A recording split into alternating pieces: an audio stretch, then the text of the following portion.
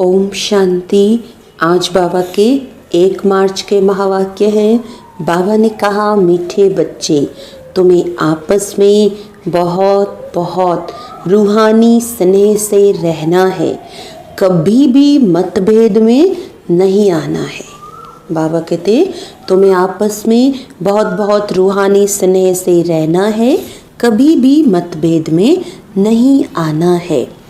प्रश्न है, हर एक ब्राह्मण बच्चे को अपनी दिल से कौन सी बात पूछनी चाहिए? हर एक ब्राह्मण बच्चे को अपने दिल से कौन सी बात पूछनी चाहिए? तो उत्तर में बाबा ने आज 5 बातें बताई हैं। अपनी दिल से पूछो कि मैं ईश्वर की दिल पर चढ़ा हुआ हूँ, मेरे में दैवी गुणों की धारणा कहाँ तक है। तीसरा, मैं ब्राह्मण ईश्वरीय सर्विस में बाधा तो नहीं डालता। चौथा, सदा शीरखंड रहता हूँ, हमारी आपस में एक मत है। और 5वीं बात, मैं सदा श्रीमत का पालन करता हूँ। तो ये 5 बातें हमें अपने दिल से पूछनी है। गीत है, भोलेनाथ से निराला कोई और नहीं, बिगड़ी को बनाने वाला कोई और नहीं। ओम शांति। तुम बच्चे हो ईश्वरीय संप्रदाय, आगे थे आसुरी संप्रदाय। आसुरी संप्रदाय को ये पता नहीं है कि भोलानाथ किसको कहा जाता है। यह भी नहीं जानते कि शिव शंकर अलग अलग हैं। वह शंकर देवता है, शिव बाप है, कुछ भी नहीं जानते हैं। अब तुम हो ईश्वरीय संप्रदाय अथवा ईश्वरीय फैमिली, वह है आसुरी फैमिली रावण की। कितना फर्क है। अभी तुम ईश्वरीय फैमिली में ईश्वर द्वारा सीख रहे हो कि 1-2 में रूहानी प्यार कैसा होना चाहिए। 1-2 में ब्राह्मण कुल में ये रूहानी प्यार यहाँ से भरना है। जिनका पूरा प्यार नहीं होगा तो पूरा पद भी नहीं पाएंगे। वहाँ तो है ही एक धर्म, एक राज्य, आपस में कोई झगड़ा नहीं होता। यहाँ तो राजाई है नहीं। ब्राह्मणों में भी देह अभिमान होने के कारण मतभेद में आ जाते हैं। ऐसे मतभेद में आने वाले सजाएं खाकर फिर पास होंगे। फिर वहाँ एक धर्म में रहते हैं तो वहाँ शांति रहती है। अब उस तरफ है आसुरी संप्रदाय व आसुरी फैमिली टाइप, यहाँ है ईश्वरीय फैमिली टाइप। भविष्य के लिए दैवी गुण धारण कर रहे हैं। बाप सर्वगुण संपन्न बनाते हैं। सब तो नहीं बनते हैं। जो श्रीमत पर चलते हैं वही विजय माला का दाना बनते हैं। जो नहीं बनेंगे वह प्रजा में आ जाते हैं। वहाँ तो डीटी गवर्नमेंट है। 100% प्योरिटी, पीस, प्रॉस्पेरिटी रहती है। इस ब्राह्मण कुल में अभी दैवी गुण धारण करने हैं। कोई तो अच्छी रीति दैवी गुण धारण करते दूसरों को कराते रहते हैं। ईश्वरीय कुल का आपस में रूहानी स्नेह भी तब होगा जब देही अभिमानी होंगे। इसीलिए पुरुषार्थ करते रहते हैं। अंत में भी सबकी अवस्था एक रस एक जैसी तो नहीं हो सकती है। फिर सजाएं खाकर पद भ्रष्ट हो पड़ेंगे, पद कम पा लेंगे। ब्राह्मणों में भी अगर कोई आपस में शीरखंड होकर नहीं रहते हैं, आपस में लूण पानी हो रहते हैं, दैवी गुण धारण नहीं करते हैं, तो ऊंच पद कैसे पा सकेंगे? लूण पानी होने के कारण कहाँ ईश्वरीय सर्विस में भी बाधा डालते रहते हैं, जिसका नतीजा क्या होता है? वह इतना ऊंच पद नहीं पा सकते। एक तरफ पुरुषार्थ करते हैं खीरखंड होने का, दूसरी तरफ माया लूण पानी बना देती है, जिस कारण सर्विस के बदले डिससर्विस करते हैं। बाप बैठ समझाते हैं, तुम हो ईश्वरी फैमिली, ईश्वर के साथ रहते भी हो। कोई साथ रहते, कोई दूसरे दूसरे गांव में रहते हैं, परंतु हो तो इकट्ठे ना। बाप भी भारत में आते हैं। मनुष्य यह नहीं जानते शिव बाबा कब आते हैं, क्या कर करते हैं। तुमको बाप द्वारा अभी परिचय मिला है। रचता और रचना के आदि मध्य अंत को अब तुम जानते हो। दुनिया को पता नहीं। बाबा कह रहे दुनिया वालों को तो न रचयिता का पता, न रचना के आदि मध्य अंत का पता। हम बच्चे जानते हैं। दुनिया को ये पता ही नहीं कि ये चक्र कैसे फिरता है, अभी कौन सा समय है, बिल्कुल घोर अंधियारे में है। तुम बच्चों को रचता बाप ने आकर सारा समाचार सुनाया है, साथ साथ समझाते हैं कि हे सालिग्रामों, मुझे याद करो। ये शिव बाबा कहते हैं अपने बच्चों को, तुम पावन बनना चाहते हो ना, पुकारते आए हो, अभी मैं आया हूँ। शिव बाबा आते ही हैं भारत को फिर से शिवालय बनाने। रावण ने वैशालय बनाया है। खुद ही गाते हैं कि हम पतित विशेष हैं। भारत सतयुग में संपूर्ण निर्विकारी था। निर्विकारी देवताओं को विकारी मनुष्य पूजते हैं, फिर निर्विकारी ही विकारी बनते हैं। ये किसको पता नहीं है। पूज्य तो निर्विकारी थे, फिर पुजारी विकारी बने हैं। तब तो बुलाते हैं, हे पतित पावन आओ, आकर निर्विकारी बनाओ। बाप कहते हैं ये अंतिम जन्म तुम पवित्र बनो, मामेकम याद करो तो तुम्हारे पाप कट जाएंगे और तुम तमो प्रधान से सतो प्रधान देवता बन जाएंगे। फिर चंद्रवंशी क्षत्रिय फैमिली टाइप में आएंगे। इस समय हो ईश्वरीय फैमिली टाइप, फिर दैवी फैमिली में 21 जन्म रहेंगे। इस ईश्वरीय फैमिली में तुम अंतिम जन्म पास करते हो। इसमें तुमको पुरुषार्थ कर फिर सर्वगुण संपन्न बनना है। तुम पूज्य थे, बरोबर राज्य करते थे, फिर पुजारी बने हो। यह समझाना पड़े ना। भगवान है बाप, हम उनके बच्चे हैं, तो फैमिली हुई ना। गाते भी हैं, तुम मात पिता हम बालक तेरे, तो फैमिली ठहरे ना। अब बाप से सुख घनेरे मिलते हैं। बाप कहते हैं तुम हमारी फैमिली बेशक हो, परंतु ड्रामा प्लान अनुसार रावण राज्य में आने के बाद फिर तुम दुख में आते हो तो पुकारते हो। इस समय तुम एक्यूरेट फैमिली हो। फिर तुमको भविष्य 21 जन्मों के लिए वर्षा देता हूँ। यह वर्षा फिर दैवी फैमिली में 21 जन्म कायम रहेगा। दैवी फैमिली सतयुग त्रेता तक चलती है।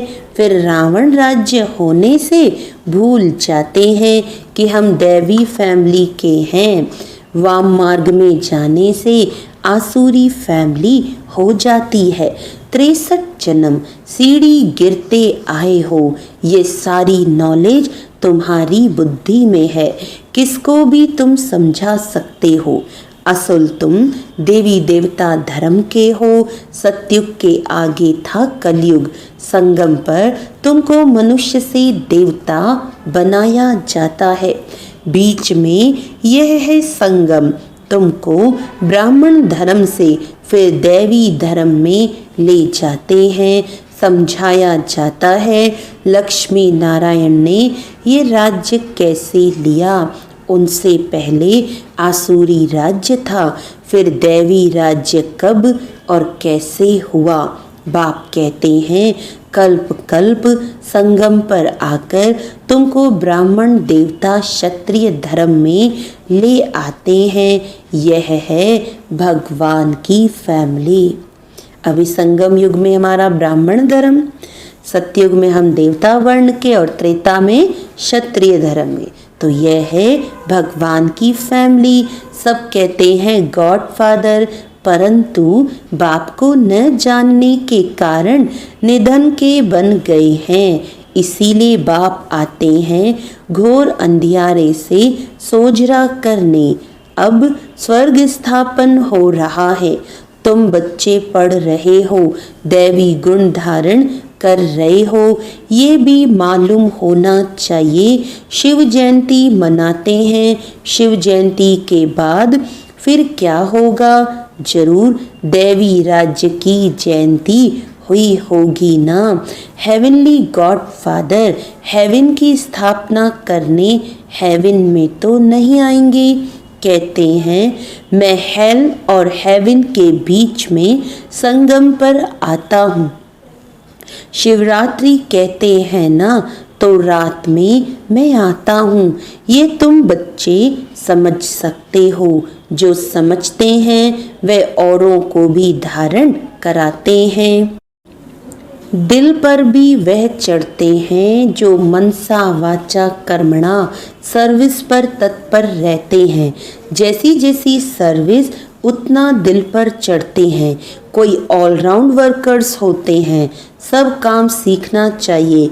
खाना पकाना, रोटी पकाना, बर्तन मांजना, यह भी सर्विस है ना।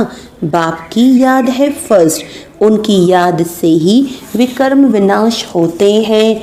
यहाँ का वर्षा मिला हुआ है, वहाँ सर्वगुण संपन्न रहते हैं। यथा राजा रानी तथा प्रजा, दुख की बात नहीं होती। इस समय सब नरकवासी हैं।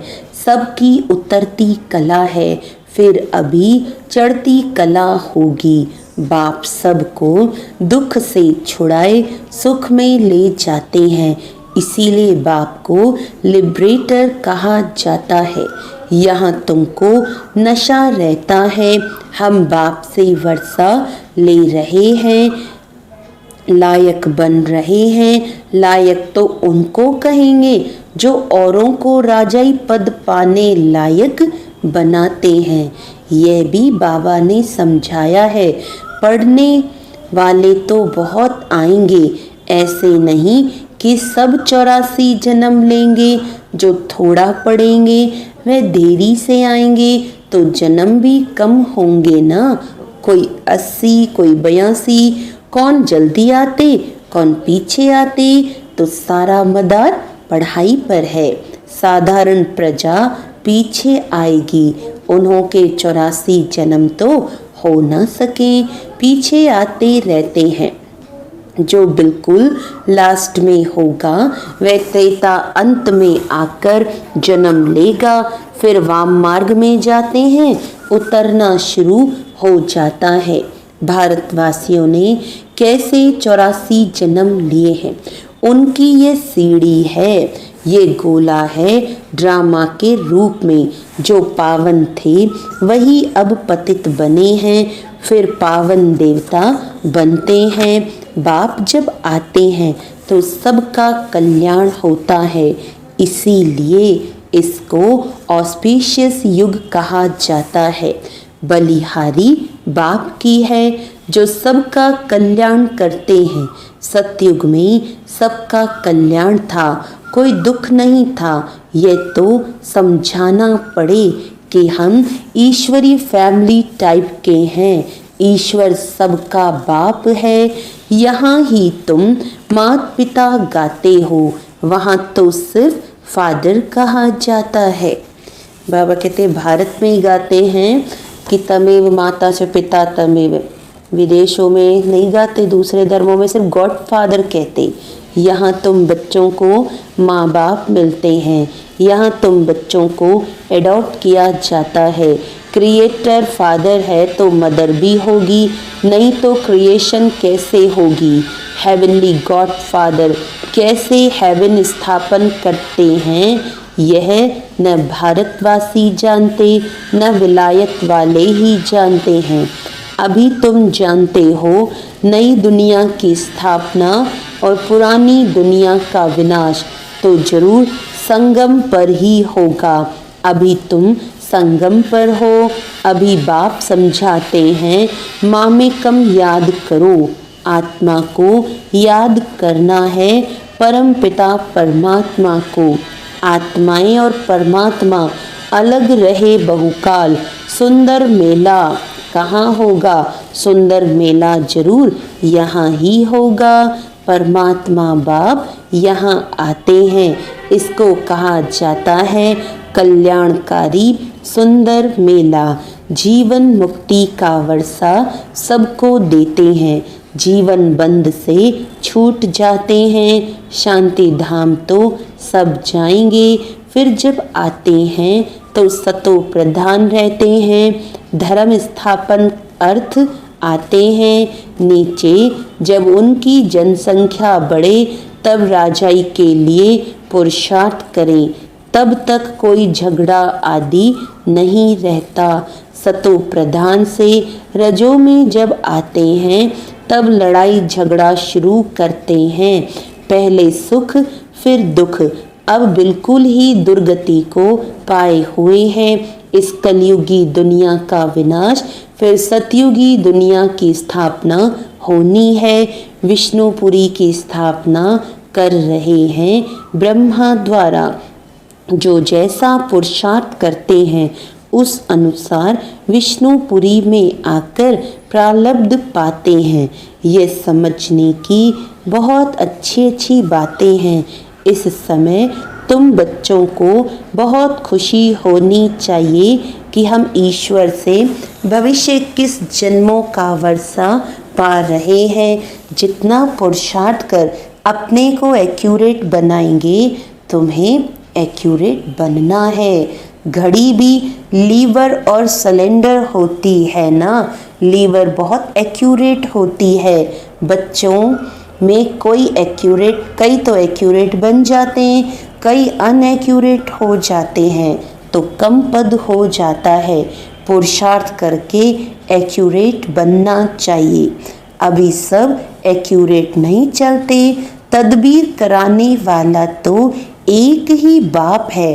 तकदीर बनाने के पुरुषार्थ में कमी है, इसीलिए पद कम पाते हैं। श्रीमत पर न चलने के कारण, आसुरी गुण न छोड़ने के कारण, योग में न रहने के कारण ये सब होता है। योग में नहीं है तो फिर जैसे पंडित, योग कम है, इसीलिए शिव बाबा तरफ लव नहीं रहता। धारणा भी कम होती है, वह खुशी नहीं रहती। शक्ल ही जैसे मुर्दों मिसल रहती है। तुम्हारे फीचर्स तो सदैव हर्षित रहने चाहिए, जैसे देवताओं के होते हैं। बाप तुमको कितना वर्षा देते हैं। कोई गरीब का बच्चा साहूकार के पास जाए तो उनको कितनी खुशी होगी। तुम बहुत गरीब थे, अब बाप ने एडॉप्ट किया है तो खुशी होनी चाहिए। हम ईश्वरीय संप्रदाय के बने हैं, परंतु तकदीर में नहीं है तो क्या किया जा सकता है। पद भ्रष्ट हो जाता है, पटरानी बनते नहीं। बाप आते ही हैं पटरानी बनाने। तुम बच्चे किसको भी समझा सकते हो। ब्रह्मा विष्णु शंकर तीनों हैं शिव के बच्चे। भारत को फिर से स्वर्ग बनाते हैं ब्रह्मा द्वारा, शंकर द्वारा। पुरानी दुनिया का विनाश होता है भारत में ही, बाकी थोड़े बचते हैं। प्रलय तो होती नहीं, परंतु बहुत खलास हो जाते हैं। तो जैसे कि प्रलय हो जाती है, रात दिन का फर्क पड़ जाता है, वह सब मुक्ति धाम में चले जाएंगे। ये पतित पावन बाप का ही काम है। बाप कहते हैं देही अभिमानी बनो, नहीं तो पुराने संबंधी याद पड़ते रहते हैं। छोड़ा भी है फिर भी बुद्धि जाती रहती है। नष्टो मोहा है नहीं, इसको व्यभिचारी याद कहा जाता है। सदगति को पा न सके क्योंकि दुर्गति वालों को याद करते रहते हैं। अच्छा, मीठे मीठे सिकिलदे बच्चों प्रति माता पिता बाप दादा का याद प्यार और गुड मॉर्निंग। रूहानी बाप की रूहानी बच्चों को नमस्ते। हम रूहानी बच्चों की रूहानी बाप दादा को याद प्यार गुड मॉर्निंग। नमस्ते नमस्ते नमस्ते जी। धारणा के लिए मुख्य सार है बाप दादा की दिल पर चढ़ने के लिए। बाप दादा की दिल पर चढ़ने के लिए मनसा वाचा कर्मणा सेवा करनी है। एक्यूरेट और ऑलराउंडर बनना है। ऐसा देही अभिमानी बनना है जो कोई भी पुराने संबंधी याद न आए। आपस में बहुत बहुत रूहानी प्यार से रहना है। लोन पानी नहीं होना है। वरदान है सदा साथ के अनुभव द्वारा मेहनत की अविद्या वाले अतीन्द्रिय सुख व आनंद स्वरूप भव। आज बाबा का वरदान विशेष है कि सदा बाबा के साथ का अनुभव जो करते हैं उनको पता ही नहीं कि मेहनत होती क्या है। जैसे बच्चा अगर बाप की गोदी में है तो उसे थकावट नहीं होती। अपने पाँव से चले तो थकेगा भी, रोएगा भी। यहाँ भी आप बच्चे बाप की गोदी में बैठे हुए चल रहे हो। जरा भी मेहनत या मुश्किल अनुभव नहीं। संगम युग पर जो ऐसे सदा साथ रहने वाली आत्माएं हैं उनके लिए मेहनत अविद्या मात्रम होती है। पुरुषार्थ भी एक नेचुरल कर्म हो जाता है। इसीलिए सदा तीन्द्रिय सुख व आनंद स्वरूप स्वतः बन जाते हैं। स्लोगन है रूहे गुलाब बन, अपनी रूहानी वृत्ति से वायुमंडल में रूहानियत की खुशबू फैलाओ। रूहे गुलाब बन, अपनी रूहानी वृत्ति से वायुमंडल में रूहानियत की खुशबू फैलाओ। अच्छा, ओम शांति।